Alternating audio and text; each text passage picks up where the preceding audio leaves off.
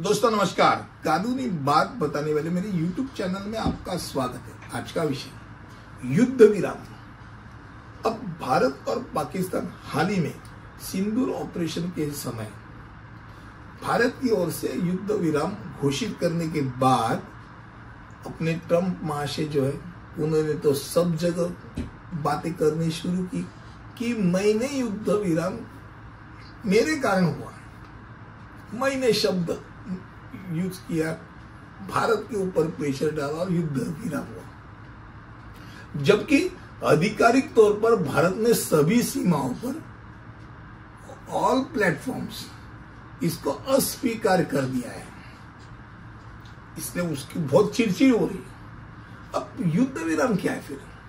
तो युद्ध विराम, जिसे युद्ध विराम हम बोलते हैं, जिसमें प्रत्येक पक्ष एक दूसरे के साथ आक्रामक कार्रवाई को स्थगित करता है और आक्रामक कार्रवाई रुकाने पे सहमत कर होता है, और अक्सर किसी तीसरे पक्ष इसमें मध्यस्थता कारण होते हैं या तो परिस्थितियों का भी कारण होता है। जैसे भारत ने बताया कि हमारे ऊपर जो हमला कर दिया था दहशतवादियों ने और स्त्रियों को छोड़ के उनके पतियों को मार दिया था, इसलिए वो ऑपरेशन सिंदूर करके नाम देके उन्हीं दहशतवादियों के जो जो जगह है उनके ऊपर हम हमला कर देंगे, और वैसे हमला करके उन्होंने नेस्तानाबूद कर दिया वो दहशतवादी जो पॉकेट्स थे।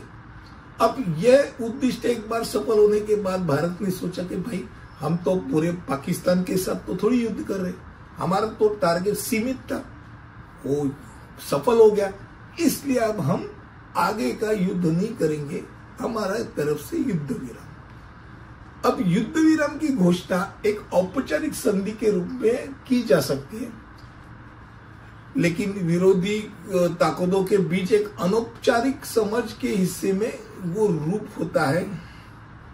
इसमें बहुत बार माध्यम किसी एक बड़ा देश अपना प्रेशर डाल के वो अपने हिस्से में उसका, जैसे अभी ट्रंप महाशय ने बताया कि उनको इच्छा थी कि सब दोनों पक्षों ने आप उनका ही नाम ले लें, तो ऐसे वो उनकी इच्छा रहती है कि भाई मैंने किया है, मैंने युद्ध विराम किया, और अगर नहीं करते तो देखो हमारे से तो आपको हमारा देश आपके अगेंस्ट में खड़ा हो जाएगा। वो एक डरावनी चीज हो गई। या तो संयुक्त राष्ट्र सुरक्षा परिषद द्वारा अगर प्रस्ताव द्वारा लागू कर देते तो इतने सारे देश अपने अगेंस्ट में अगर वोटिंग करे तो अपने को युद्ध विराम करना चाहिए, इस बलबूते पे, इस नतीजे पे लोग आ जाते। पर एक निश्चित युद्ध विराम का तात्कालिक लक्ष्य हिंसा को रोकना है, लेकिन युद्ध विराम के अंतर्निहित उद्देश्य अलग अलग होते हैं। युद्ध विराम का उद्देश्य अकल्पित, सीमित, यानी जितनी आवश्यकता है, जैसे मानवीय सहायता प्रदान करना, उसके कारण बहुत बार होता है। बहुत बार क्या होता है, संघर्ष के कारण विनाशकारी बनने के लिए उसका प्रबंधन करना,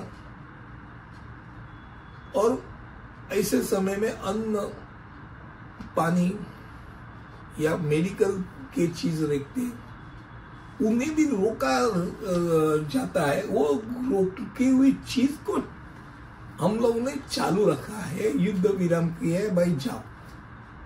यानी आदमी को, वहां के जो लोग हैं उन लोगों को भूख से मरने की आवश्यकता नहीं हो, इसलिए युद्ध विराम किया जाता है, ह्यूमैनिटेरियन ग्राउंड्स। अब और भी अलग अलग तरीके होते हैं युद्ध विराम के। उनके जो इच्छाएं होती है वो शांतिपूर्ण समाधान के लिए भी नहीं होती। कभी कभी ऐसा होता है कि अगर संघर्ष में बढ़त दिलाने के लिए युद्ध विराम हो, जैसे सेनाओं को फिर से हथियार बंद करने के लिए, या तो एक जगह से दूसरी जगह हिलाने के लिए, हटाने के लिए, या तो अनजान विरोधी पर अचानक से हमला करने के लिए, इसका यूज कर सकते हैं युद्ध विराम का। तो ऐसे समय में क्या होता है, ऐसे युद्ध विराम करने वाले जब ठग करते हैं, तो भाई ऐसे सौदेबाजी की समस्या पैदा होती है, तब इन लोगों पे विश्वास नहीं हो जाता। युद्ध विराम आज का ही चीज नहीं है, आज के इंडिया पाकिस्तान के बारे में बताया उतना ही नहीं, पहले जमाने से राजा महाराजाओं में पहले जमाने से युद्ध विराम हो जाता था। बहुत बार ऐसा होता था, युद्ध करने के बाद सामने वाले ने बोला भाई मैं हार गया, मुझे तो पूरे हमारा देश को पूरा विनाश मत करो।